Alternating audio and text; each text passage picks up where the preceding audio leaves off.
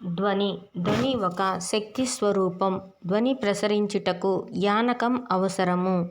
ఏ యానకంలో అయినా ధ్వని డాష్ రూపంలో నిర్దిష్ట వేగంతో ప్రయాణిస్తుంది. ఏ యానకంలోనైనా ధ్వని తరంగ రూపంలో నిర్దిష్ట వేగంతో ప్రయాణిస్తుంది. డాష్ వస్తువుల వలన ధ్వని పుట్టును. కంపించే వస్తువుల వలన ధ్వని పుట్టును. కంపించే వస్తువుల వలన పరిసర యానకంలో కలిగే అలజడినే ధ్వని తరంగం అంటారు. కంపించే వస్తువుల వలన పరిసర యానకంలో కలిగే అలజడిని ధ్వని తరంగం అంటారు. మన చెవి లోపల ఉండే పలుచని పొర కర్ణబేరి. ధ్వని తరంగాలు డాష్లో ప్రయాణించవు, శూన్యంలో.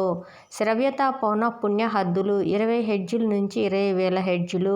శ్రవ్య హద్దు కంటే తక్కువ పౌనఃపున్యం గల ధ్వని తరంగాలను పరశ్రావ్య ధ్వనులు అంటారు. శ్రవ్య హద్దు కంటే ఎక్కువ పౌనఃపున్యం గల ధ్వని తరంగాలను అతి ధ్వనులు అంటారు. 10 హెర్ట్జ్ల పౌనఃపున్యం గల ధ్వని తరంగాలను పరశ్రావ్య ధ్వనులు అంటారు. 25,000 హెర్ట్జ్ల పౌనఃపున్యం గల ధ్వని తరంగాలను అతి ధ్వనులు అంటారు.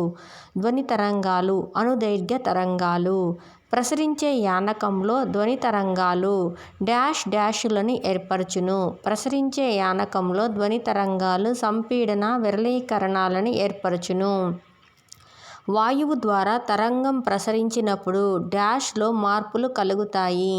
యానకం యొక్క పీడనంలో మార్పులు కలుగుతాయి. వాయువు ద్వారా తరంగం ప్రసరించినప్పుడు యానక పీడనంలో మార్పులు కలుగుతాయి. సంపీడన ప్రాంతంలో అధిక పీడనం ఏర్పడును. విరళీకరణ ప్రాంతంలో అల్ప పీడనం ఏర్పడును. ధ్వని తరంగాలను స్థితిస్థాపక తరంగాలు అని కూడా అంటారు. ధ్వని తరంగాలను స్థితిస్థాపక తరంగాలని కూడా అంటారు. వాయువుల్లో ధ్వని ప్రసరణ వేగానికి న్యూటన్ ఒక సమీకరణాన్ని ఉత్పాదించాడు. న్యూటన్ సిద్ధాంతం ప్రకారం వాయువులో ధ్వని వేగానికి సమీకరణము v=√E/ρ. న్యూటన్ సమీకరణం ఆధారంగా గాలిలో ధ్వని వేగం 280 మీటర్/సెకను. వివిధ ప్రయోగాల ద్వారా నిర్ణయించిన గాలిలో ధ్వని వేగం 331 మీటర్/సెకను. న్యూటన్ సమీకరణాన్ని సవరించినవాడు లాప్లాస్. సంపీడన ప్రాంతంలో ఉష్ణోగ్రత పెరుగును. విరళీకరణ ప్రాంతంలో ఉష్ణోగ్రత తగ్గును. వాయువుల్లో ధ్వని ప్రసరణ డాష్ ప్రక్రియ కాదు, సమోష్ణోగ్రత ప్రక్రియ కాదు. న్యూటన్ లాప్లాస్ ప్రకారం వాయువుల్లో ధ్వని వేగము v=γp/ρ. వాయువుల్లో ధ్వని వేగము ఉష్ణోగ్రతతో పెరుగును. ఘనపదార్థాల్లో ధ్వని వేగం v=√y/ρ. ఘనపదార్థాల్లో ధ్వని వేగం v=√y/ρ. వాయువుల్లో ధ్వని వేగము దాని పరమ ఉష్ణోగ్రత యొక్క వర్గమూలానికి అనులోమానుపాతంలో ఉంటుంది. వాయువుల్లో ధ్వని వేగం దాని పరమ ఉష్ణోగ్రత యొక్క వర్గమూలమునకు అనులోమానుపాతంలో ఉంటుంది.